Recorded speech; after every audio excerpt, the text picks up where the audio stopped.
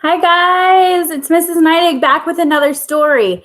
This is one of my favorite stories, and you're probably thinking, you say that every story is your favorite story.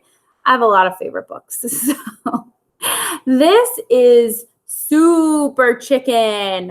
And I think that while the younger kids think this story is cute, the older kids will get some more of the humor in this book. If you notice in the title, Soup or Chicken.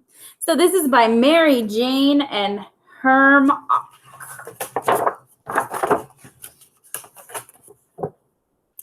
Henrietta loved to read. She started by reading names on the trucks that passed the farm. Soon she could sound out words on the feed sacks, even big ones like hydroyucophysamine. Then she read whole sentences in books and newspapers the farmer left behind after his coffee breaks. Henrietta began taking her own coffee breaks, not for coffee, but for the pure joy of reading. Henrietta, you waste so much time, squawked Aunt Golda. She hasn't laid one egg this week, Aunt Zoe complained. Henrietta wasn't interested in laying eggs. She'd much rather read. Could the Sky Fall by Chick N. Little? But Henrietta wasn't the only hen not laying well. Egg production is way down, the farmer said. Time to send these old hens on vacation. I hope we're going to the beach, clucked Aunt Emily. I'd rather play golf, squawked Aunt Maresa. The truck came the next day. Let's get you ladies packed for your vacation, the farmer said. The truck driver chuckled. This is your chance to veg out, girls. You can just noodle away your time. Yep, just simmer down and relax. The men laughed at their jokes as they loaded the hens into crates. Henrietta didn't see what was so funny. That was odd because she usually got the jokes in the comic strips. The driver reached for Henrietta. Leave that young one here, said the farmer. She owes me hundreds of eggs before she earns her vacation. The driver laughed. You think she'll rise to the occasion? Sure, she's a cream of a chicken. It'll be egg drop soup all over the place when she gets started. No wonder you're wanton to keep her. The two men went into fits of laughter again, slapping each other on the back. Now aren't you sorry you didn't work harder, Aunt Emily clucked. You'll miss our lovely vacation, cackled Aunt Liz. That's what she gets for being lazy, said Aunt Golda. Henrietta's head drooped. I didn't mean to be lazy. Have a nice time, aunties, Henrietta cried. Send postcards. She didn't hear a cluck of goodbye. Then the driver handed the farmer a wad of money. That's strange, said Henrietta. Why would the driver pay to take my aunties on vacation? As the truck made a big circle in the driveway, Henrietta saw the answer. Super Soup Company. I must rescue them. Henrietta ran headlong down the driveway, flapping her wings. You have to escape. They're going to make you into soup. The truck's engine drowned out her cries.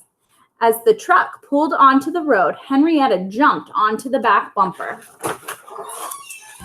It was hard enough hanging on as the truck rumbled down the winding farm road, but when it sped up on the expressway, Henrietta almost lost her grip. I have to be strong, she gasped. Then, as the truck hit full speed, Henrietta was blown off the bumper and tumbled into the ditch. When she got up to her feet, Henrietta saw a supermarket. Just what I need. She rushed to the Super Soup display and grabbed a can. Oh dear, I hope I didn't know the hen inside this. She read the label. Super Soup Company, Lonesome Road, Beekville, NY. She ran to the map section and looked up the address. I have to head east on the expressway and get off at the second exit. Henrietta waited at the toll booth and jumped on the next truck that stopped. It was filled with pigs. Are you going on vacation with us? One pig asked. Vacation? Sounds fishy to me. I'll check it out. Henrietta read the letters on the truck. Saucy Sausage Company? That's a bad sign. Henrietta told the pigs about their fate. When this truck stops, you must run for your lives. Then the truck turned at the wrong exit. I have to leave, Henrietta said. Good luck, and please learn to read so you don't get tricked again. The pigs promised that they would. Henrietta rolled down into the ditch, brushed herself off, and flew to an overhead sign. This time, she leaped onto a truck filled with cows. Going on vacation, she asked. They were. Henrietta read the truck sign, Happy Hamburger Company. She warned the cows about being made into burgers.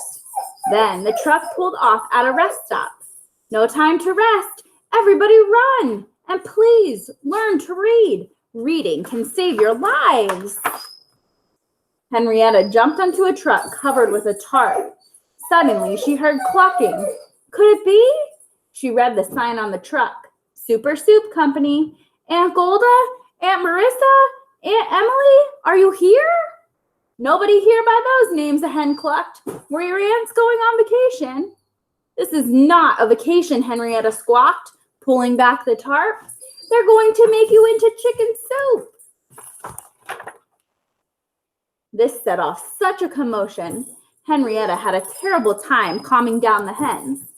By the time they arrived at the Super Soup Company, Henrietta had everyone ready, but she was worried. I hope my sweet aunties aren't soup yet. When the driver stopped the truck, the hens escaped in an explosion of squawks and fears. Henrietta slipped through the door and started reading the signs in the hallway.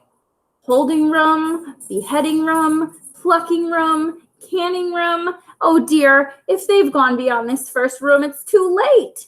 There were complicated instructions on the holding room door that involved pecking out the word noodle with her beak. The door opened. Aunties, it's me! Henrietta, are you here?